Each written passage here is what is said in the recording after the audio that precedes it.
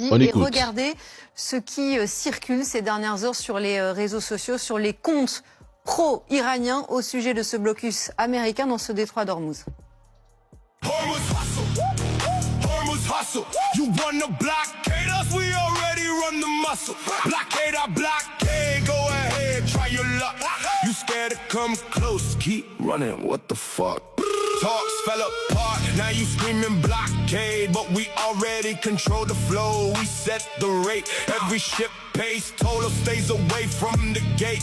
You threaten to stop us, boy, you're way too late. Gas prices rising, your allies in panic mode while we sit back laughing. Y'all digging your own hole, you talk real big, but your Navy stays far. Scared of our mines and missiles, that's who you are. En plus, c'est diffusé sur LCI. Les Iraniens semblent avoir atteint un stade où humilier les Américains devient presque une routine, et ils assument pleinement cette posture face à deux puissances nucléaires dont aucune ne paraît prête à franchir le détroit d'Ormuz. Et ça, c'est déjà en soi une défaite. Depuis des semaines, les navires de guerre américains restent en dehors de cette zone hautement sensible. Et c'est là que l'on comprend que, sur 100 annonces de Trump, 99 relèvent davantage de la désinformation. Lui qui prétendait avoir détruit toute la marine iranienne évite pourtant toute navigation de ses navires dans le détroit.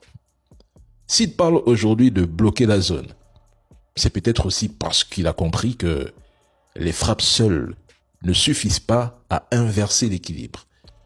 Je pense que la pression militaire a atteint le plafond. Non seulement il y a une pénurie d'intercepteurs côté américain et entité, mais nous observons des ripostes rapides et structurées côté iranien. En dehors de l'arme nucléaire qu'il n'utilisera jamais, Trump ne peut pas faire mieux que ce qu'il a déjà fait, soyons sérieux. Ils ont déjà tout essayé, tout tenté, tout utilisé. Leur tentative d'incursion terrestre pour s'emparer de l'uranium a échoué. En réalité, cette guerre a mis en lumière la montée en puissance des stratégies asymétriques. L'Iran s'impose dans cette lecture. Et pour les pays souvent sous pression occidentale, certains y verront une source d'inspiration stratégique. Ah oui, le blocus de Trump sera un échec. Il ne faut surtout pas oublier que l'Iran est une plaque tournante pour l'approvisionnement en biens intermédiaires en Asie et en Europe.